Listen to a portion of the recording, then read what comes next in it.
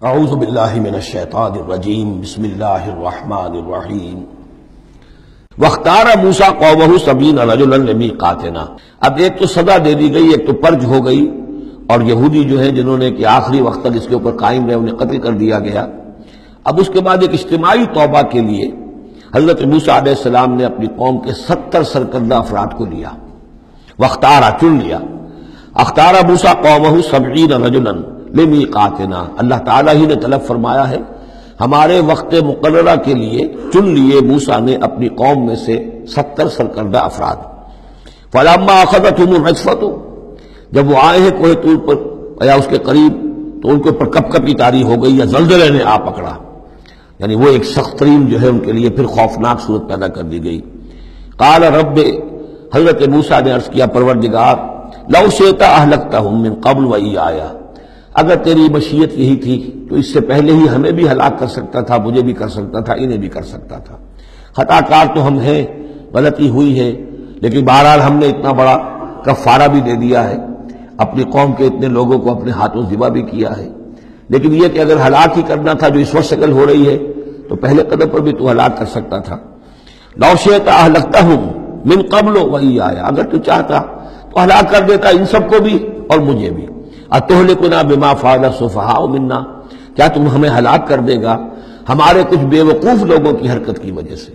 ہمارے ہاں کچھ بے وقوف تھے جنہوں نے حرکت کی تھی، اور ان کی وجہ سے کیا پوری قوم کو ہلاک کر دے گا؟ ان ہی الا فتنتک، نہیں یہ تیری طرف سے ایک آزمائش ہے۔ تضل بہا من تشاء، تو گمراہ کرتا ہے اس کے ذریعے سے جس کو چاہتا ہے، وتہدی من تشاء، اور ہدایت دیتا ہے جس کو چاہتا ہے۔ انت ولینا، تو ہمارا ولی ہے، ہمارا ساتھی ہے، پشت پناہ ہے، مولا ہے۔ فاغفر لنا، بس ہمیں بخش دے، ہماری گناہ کو معاف فرما، ورحمنا، ہم پر رحم فرما، وانت خیر الغافرین، اور یقیناً تمام بخشنے والوں میں تو سب سے بہتر بخشنے والا ہے۔ واکتب لنا فی ہذہ الدنیا حسنہ وفی الآخرہ، ہمارے لیے اس دنیا کی زندگی میں بھی حسنہ لکھ دے، طے کر دے۔ اب دیکھیے یہ دعا کر رہے ہیں حضرت موسیٰ اپنی قوم کے لیے، بنی اسرائیل کے لیے، واکتب لنا فی ہذہ الدنیا حسنۃ وفی الآخرہ، وہی الفاظ ربنا آتنا فی الدنیا حسنۃ وفی الآخرۃ حسنۃ وقنا عذاب النار۔ تو لکھ دے، طے کر دے کہ ہمارے لیے دنیا میں بھی حسنہ ہو، آخرت میں بھی۔ انا ہدنا الیک، ہم تیری جناب میں توبہ کرتے ہیں، رجوع کرتے ہیں، جو خطا ہو گئی ہے اس کا اعتراف کرتے ہوئے معافی چاہتے ہیں۔ قال عذابی اصیب بہ من اشاء، اللہ نے فرمایا جہاں تک میرے عذاب کا تعلق ہے وہ تو اس میں تو میں مبتلا کروں گا جس کو چاہوں گا۔ ورحمتی وسعت کل شیء، تم رحمت کا سوال کر رہے ہو تو ایک رحمت تو میری وہ ہے جو ہر شے کے شامل حال ہے، ہر شے کا وجود میری رحمت سے ہے، اس کا بقا میری رحمت سے ہے، اس کا تسلسل میری رحمت سے ہے۔ ایک تو رحمت عامہ ہے جو تمام مخلوقات کو شامل ہے، تمام مخلوقات جو ہے اس میں سے حصہ پا رہے ہیں۔ ورحمتی وسعت کل شیء فسأکتبها، اب یہاں مراد ہے خاص رحمت جس کے لیے تم کہہ رہے ہو، وہ تو میں لکھ دوں گا ان لوگوں کے لیے۔ اب یہ بہت اہم مقام یہاں آ رہا ہے، وہ اپنی رحمت میں خاص کر دوں گا، لکھ دوں گا، للذین یتقون، جو تقوی کی روش اختیار کریں، ویؤتون الزکاۃ، اور زکوٰۃ دیتے رہیں، والذین ھم بآیاتنا یؤمنون، اور جو لوگ ہماری آیات پر ایمان پختہ رکھیں۔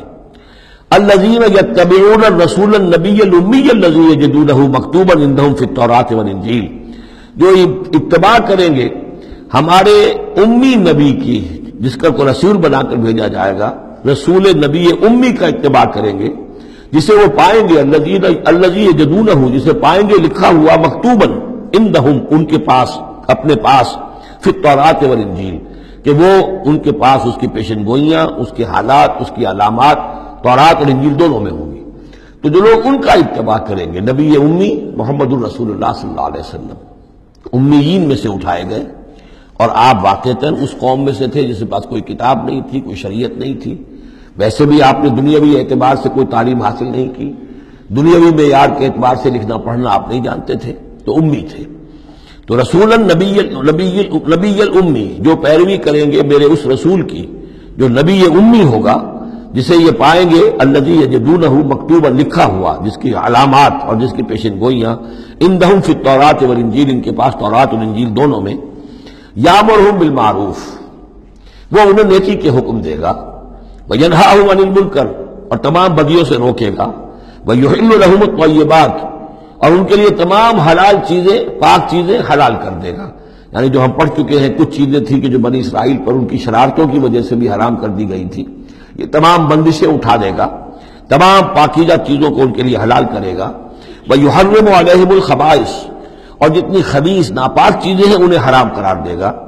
وَيَضَعُ عَنْهُمْ إِصْرَهُمْ وَالْأَغْلَالَ الَّتِي كَانَتْ عَلَيْهِمْ اور ان سے اتار دے گا، دور کر دے گا، انہیں نجات دے گا ان کے بوجھوں سے اور ان کی ان توقوں سے کہ جو ان کے اوپر پڑے ہوئے ہوں گے. یعنی مختلف رسوم اور رواج، ان کے توق جو لوگ باندھ لیتے ہیں اپنے گلوں کے اندر. چاؤ چاؤ میں کچھ لوگ دولت والے جو ہیں وہ نئی نئی رسمیں ایجاد کرتے ہیں، نئے نئے تہوار ایجاد کرتے ہیں، نئی نئی جو ہے اور تقریبات کا چرچا ہو جاتا ہے. غریبوں کے لیے بھی ان کو پورا کرنا پڑتا ہے. شادی بیاہ کی یہ تقریبات ہیں. اب ان کے پاس حرام کی دولت کے انبار جمع ہیں، ان کے لیے تو اپنی دولت مندی کے اظہار کا موقع ہے. کیسے پتہ چلے گا ہم دولت مند ہیں؟ اسی طریقے سے جیسے کہ ہندوؤں کے ہاں بنیے کی دولت یا لگتی تھی مکان پر یا بیاہ شادی پر، باقی کھانا پینا ان کے ہاں نہیں تھا، نہ اچھا پہننا، نہ اچھا کھانا، نہ اچھا پینا. لیکن مکان بنائیں گے تو عالیشان، اور دوسرے یہ کہ شادی کریں گے تو پھر ٹھاٹ کے ساتھ. یہی ہمارے ہاں بھی معاملے چلے آ رہے ہیں. وہ ہندوانہ پس منظر ہے اور اس میں رسومات ہیں. اب یہ امیروں کے لیے تو چونچلے ہیں، غریبوں کے لیے یہ اسر اور اغلال ہیں. اسر وہ بوجھ کو جن کو لے کے چل نہ سکے.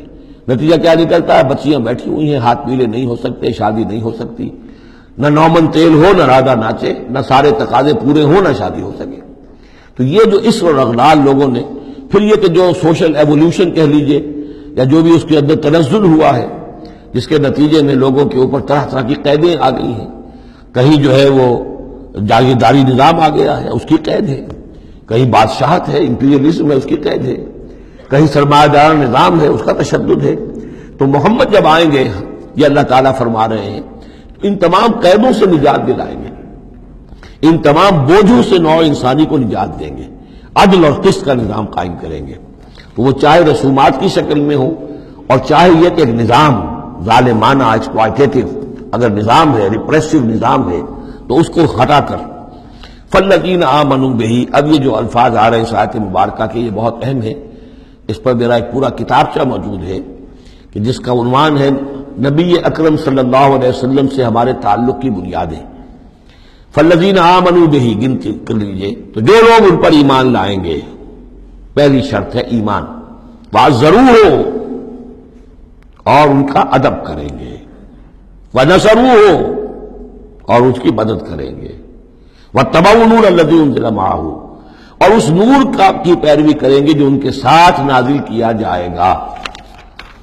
اولئک هم المفلحون یہی لوگ ہوں گے فلاح پانے والے. اللہم ربنا اجعلنا منہم. اب یہاں تھوڑی سی وضاحت کر لیجئے. فالذین آمنوا بہ وہ لوگ جو اس پر ایمان لائیں گے. ایمان کے دو تقاضے سمجھ لیجئے. ایک تقاضا اطاعت، لا یؤمن احدکم حتی یکون ہواہ طبعا لما جئت بہ. تم میں سے کسی شخص کا مجھ پر ایمان نہیں ہے جب تک کہ اس کی خواہش نفس تابع نہ ہو جائے اس کے جو میں لے کر آیا ہوں، جو احکام میں لے کر آیا ہوں. تم اگر جب ایمان رکھتے ہو کہ میں اللہ کی طرف سے لے کر آیا ہوں تو تمہیں حکم ماننا ہے. لا یؤمن احدکم حتی یکون ہواہ طبعا لما جئت بہ. دوسرا تقاضا لا یؤمن احدکم حتی اکون احب الیہ من والدہ وولدہ والناس اجمعین. تم میں سے کوئی شخص مومن نہیں ہو سکتا جب تک کہ میں اسے محبوب تر نہ ہو جاؤں، اپنے باپ سے بھی، بیٹے سے بھی، تمام انسانوں سے.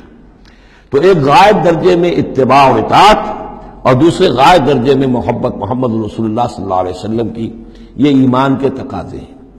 اب اس کا نتیجہ خود بخود نکلے گا. پھر آپ کی تعظیم ہوگی، عظمت ہوگی، آپ کا نام جہاں سنیں گے، درود آپ پڑھیں گے.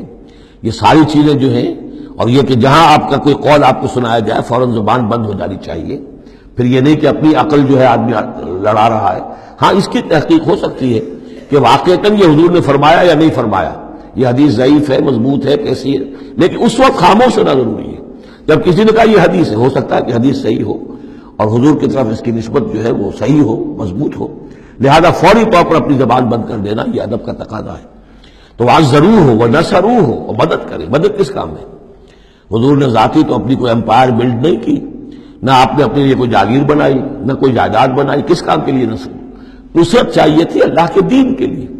اس کے غلبے کی جد و جہد، اس کے لیے بھیجے گئے محمد صلی اللہ علیہ وسلم، هو الذی ارسل رسولہ بالہدی ودین الحق لیظہرہ علی الدین کلہ، اور اس کے لیے پکار ہے من انصاری اللہ، یہ میرا فرض منصبی ہے، اللہ کا دین مجھے غالب کرنا ہے، یہ میری ذمہ داری ہے، کون ہے جو میرا ہاتھ بٹائے، میرا مددگار بنے؟ تو یہ میدان اب بھی کھلا ہوا ہے، دین پہلے غالب ہوا تھا پھر مغلوب ہو گیا، اور اب تو مغلوب ہے پوری دنیا میں، کہیں بھی ہم ایک انچ زمین نہیں دکھا سکتے جہاں کہہ سکے دنیا سے، نوع انسانی سے کہ اور دیکھو یہاں یہ اصل دین موجود ہے بتمام و کمال۔ تو وہ مشن جو ہے محمد رسول اللہ صلی اللہ علیہ وسلم کا، وہ اب بھی زندہ ہے، لہذا اس کی مدد کرنی ہے۔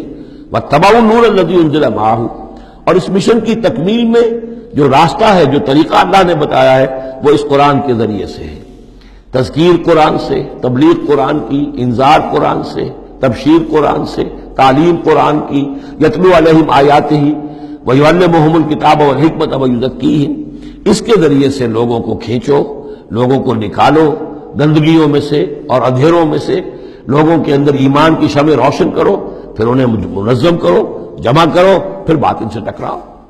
فالذین آمنوا بہ وعزروہ ونصروہ واتبعوا النور الذی انزل معہ، تو جو لوگ ان پر ایمان لائیں گے اور ان کی تعظیم کریں گے اور ان کی مدد کریں گے اور اس نور کی پیروی کریں گے جو ان کے ساتھ نازل کیا جائے گا، یعنی قرآن مجید حضور کے ساتھ یہ نازل کیا گیا، بھیجا گیا۔ اولئک ھم المفلحون، یہی لوگ ہوں گے فلاح پانے والے۔ صدق اللہ العظیم۔